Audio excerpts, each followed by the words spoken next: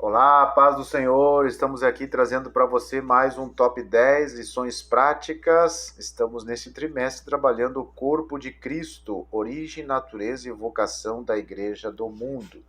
E a lição desta semana, lição número 6, que tem como tema Igreja, Organismo e Organização.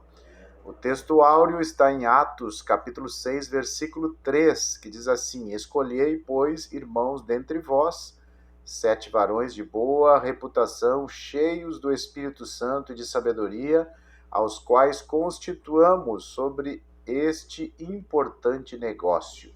A verdade prática, a igreja é um organismo vivo, contudo, como toda estrutura viva, precisa ser organizada.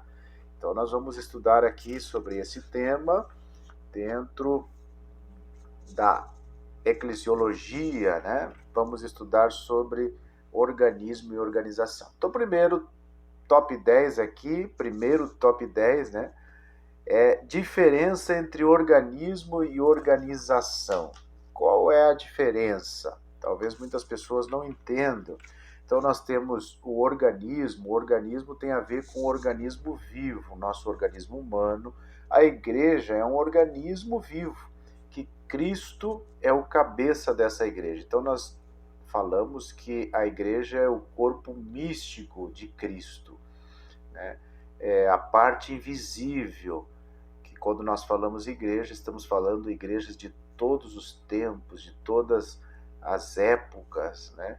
A igreja que vai morar no céu. Então isso fala em organismo, a parte espiritual.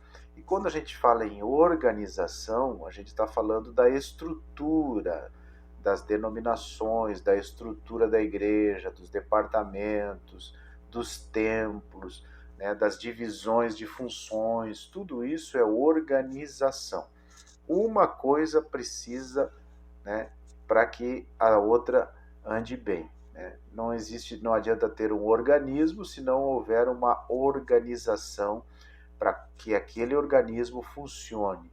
Então, organização e organismo fazem parte da igreja. Assim como Cristo era 100% Deus e 100% homem, a igreja também, ela tem a parte espiritual e ela tem a parte material, né, que tem o CNPJ.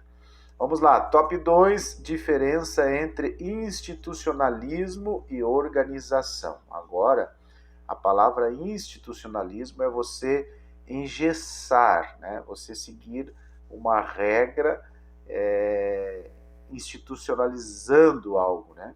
Organização é necessário, organização é saudável, organização, Deus se agrada da organização. Agora, a institucionalização é algo que não dá liberdade para que a parte espiritual, para que a parte, o organismo da igreja funcione. Então, não podemos ter igrejas institucionalizadas, ou seja, como empresas, mas sim deve ter a parte espiritual também. Então, deve haver uma organização com equilíbrio, sendo que o organismo também esteja vivo, tá bom? Então, essa é a diferença entre institucionalismo e organização. Institucionalismo é algo mais rígido, que não permite a parte espiritual que funcione. Vamos lá, top 3.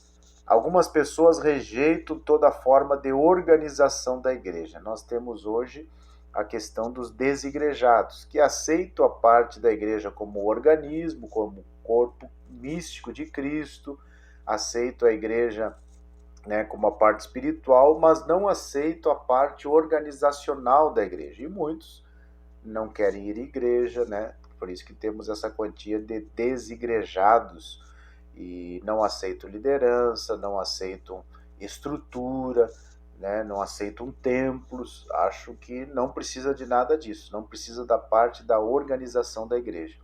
Mas essas pessoas estão equivocadas, né? Nós temos amparo bíblico para termos o organismo bem estruturado através da organização.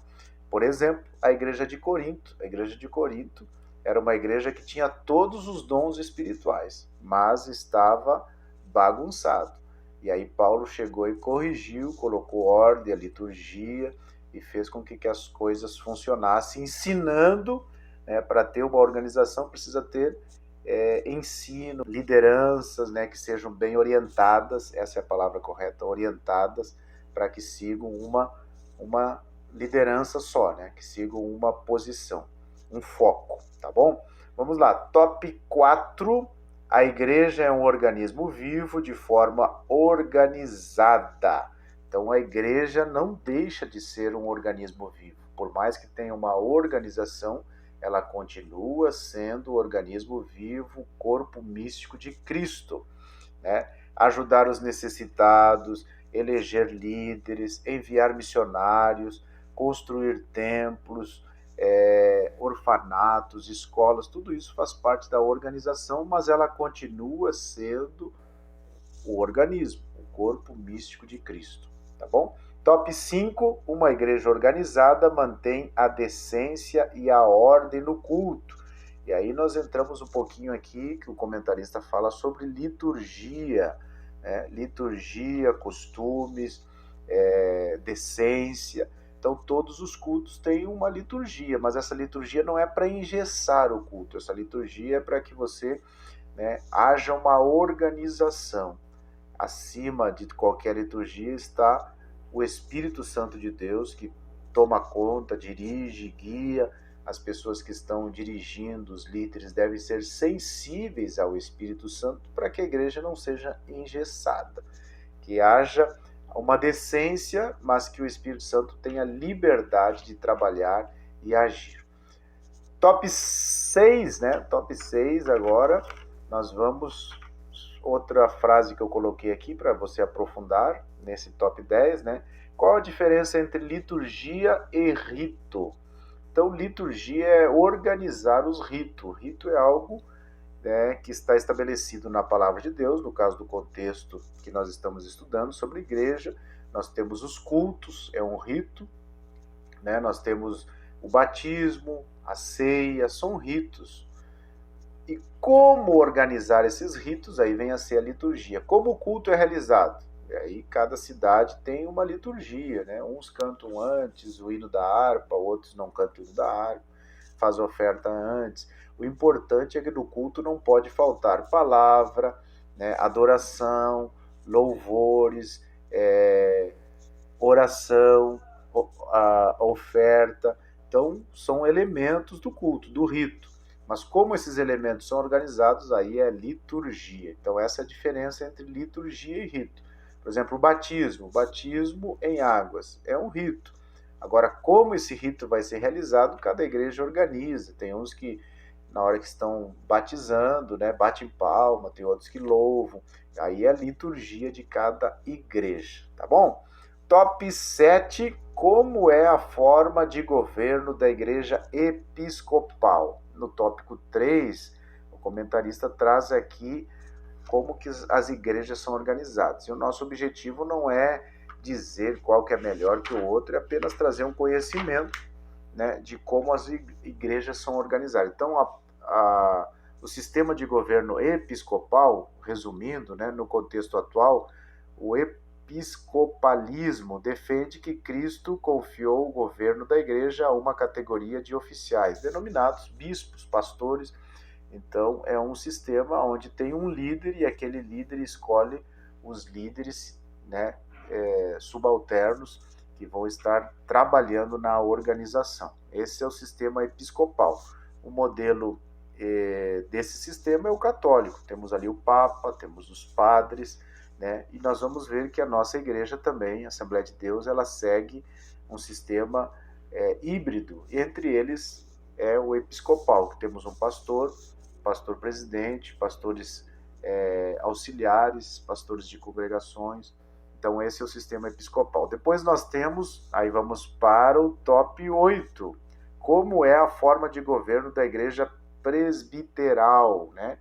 O nome já diz, é formada por um sistema de presbíteros, né? Um conselho de presbíteros que eles controlam, eles dirigem a igreja. Então, esse é o sistema presbiteral, que nós temos a igreja presbiteriana como modelo, né, desse sistema, onde tem um conselho de presbíteros que organizam e dirigem a igreja.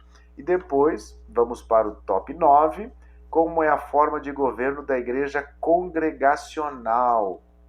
Então, essa da congregacional é onde o pastor é eleito pela Assembleia Geral da igreja local. Então, a igreja local, os membros que escolhem os seus pastores, os seus líderes, né, dá uma ênfase mais para os seus membros e é eles que, através das Assembleias Gerais, escolhem os seus membros. O modelo de exemplo é o modelo da Batista. Algumas batistas, né, seguem esse exemplo de governo congregacional. E o top 10, fechando o nosso top 10 dessa semana, trazendo esse resumo prático, objetivo para você que é professor, para você aluno, que nos acompanha aqui no canal, né? Temos qual é o sistema de governo da Assembleia de Deus, que é a nossa igreja. Então, a Assembleia de Deus, ela reúne, como eu já falei, dois sistemas, o episcopal e o congregacional. O episcopal, então, nós temos um presidente, que é o presidente do Brasil, né, da Assembleia de Deus do Brasil. Nós temos em cada estado os presidentes das convenções estaduais, em cada cidade um presidente, pastor-presidente daquela cidade, que tem os seus setores nos bairros, nas congregações, que é o pastor-presidente que escolhe os pastores auxiliares e os pastores que vão dirigir as congregações. E através das congregações tem as diretorias, os departamentos, né, que cada dirigente de congregação escolhe os líderes dos seus departamentos. Esse é o sistema da Assembleia de Deus. Então, a Assembleia de Deus ela tem esse sistema episcopal e congregacional, que temos a Assembleia Geral, muitas escolhas são feitas pela Assembleia Geral, né, então é pedido para votação, como o presidente da convenção é por votação dos pastores. Então, nós temos um sistema híbrido, tá bom? Você pode explicar para os seus alunos como funciona o sistema de governo do Brasil. Nós temos um presidente, os governadores, os prefeitos, né? E dentro dos prefeitos nós temos ali, né, que escolhe a sua diretoria. Então, a Igreja Assembleia de Deus ela é assim também. Temos o presidente da Assembleia de Deus, o governador, que seria o presidente da convenção, e cada cidade tem um presidente da igreja daquela cidade, tá bom? Gostou do nosso top 10 dessa semana? Compartilhe, deixe a sua mensagem e na próxima semana estaremos aqui novamente trazendo mais um resumo prático objetivo das nossas lições da Escola Bíblica Dominical. Um abraço, Deus abençoe e fique na paz do Senhor.